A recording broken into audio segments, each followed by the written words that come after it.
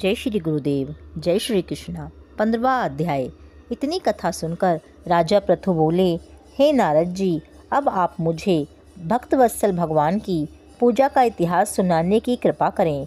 तब नारद जी बोले, हे राजन, एक पुरातन इतिहास सुनाता हूँ, सो ध्यान लगाकर सुनो।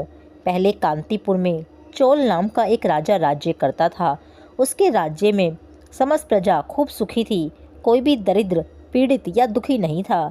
राज्य के नाम पर ही उस राज्य का नाम चोल रखा गया था। एक बार वह राजा मूल्यवान मणिमुक्ताओं द्वारा भगवान की पूजा करके वहीं मंदिर में बैठ गया।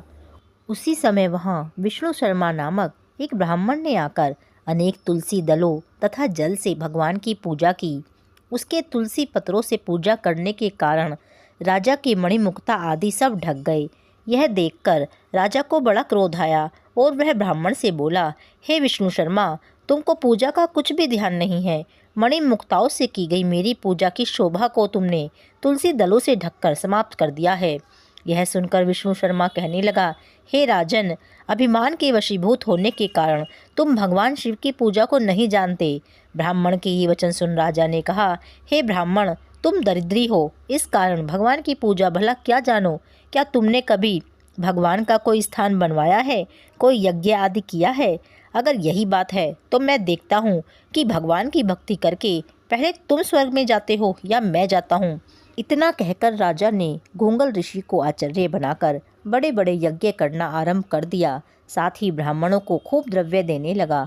परंतु विष्णु शर्मा सदा की भांति माघ तथा कार्तिक मास के व्रत, तुलसी वन का रोपण, एकादशी का व्रत तथा ओम नमो भगवते वासुदेवाय इस मंत्र का जाप करते हुए भगवान की पूजा करता रहा। वह उठते बैठते चलते फिरते हर समय भगवान का नाम स्मरण तथा कीर्तन करने लगा। साथ ही वह एक समय भोजन करता था। एक दिन विष्णु शर्मा ने ज्यों ही रसोई तैयार करके रखी, कोई उसका बनाया हुआ पाक उठाकर ले गया।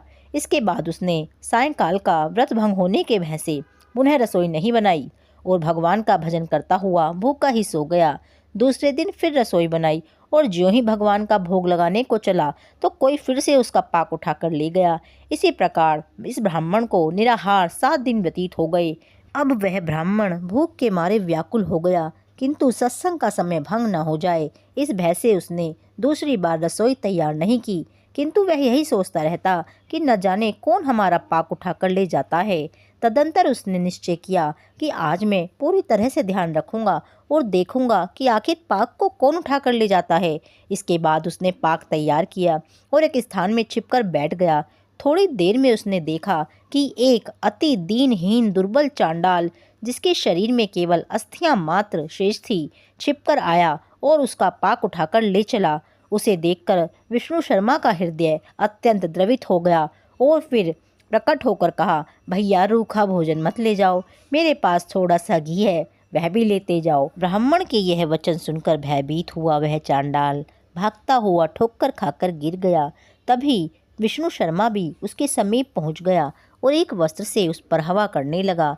थोड़ी देर बाद ही उस ब्राह्मण ने क्या देखा कि उस चांडाल की जगह शंख, चक्र, गदा, पद्म तथा वनमालाधारी भगवान विष्णु स्वयं वहां लेटे हुए हैं। उसी समय ब्राह्मण ने भगवान के चरणों में गिरकर नमस्कार किया। तभी रुद्र आदि देवता भी वहां पर आ गए। ऋषि मुनि वेद मंत्रों से उसका पूजन करने लगे। तब विष्णु भगवान ने अत्यंत स्नेहपूर्वक ब्राह्मण का आलिंगन कर उसको सारूप्य मुक्ति प्रदान की। तदंतर अपने साथ विमान में बैकुंठ को ले गए। यह चरित्र देख चोल राजा अत्यंत दुखी हुआ और उसने आचार्य गुंगल ऋषि को बुलाकर कहा कि यह सब हो क्या रहा है। जिसके द्वेष के कारण मैंने यज्ञादि किए वह बैकुंठ को जा रहा है और मैं यहीं पर स्थित हूँ। क्या मेरे यज्ञ, दान आदि सब निष्फल हो गए? तो इससे यही सिद्ध होता है कि भगवान यज्ञ आदि से नहीं, केवल सच्ची भक्ति से प्रसन्न होते हैं। आजीवन ब्रह्मचारी रहने के कारण राजा की कोई संतान नहीं थी।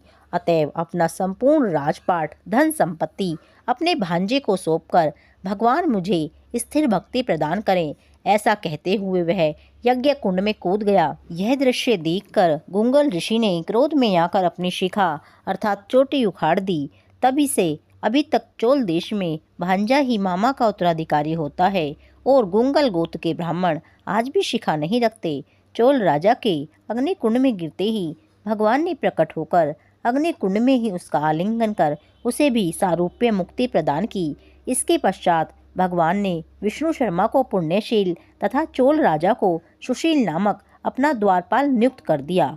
15वां अध्याय पूर्ण। जय श्री राधे, जय श्री कृष्णा।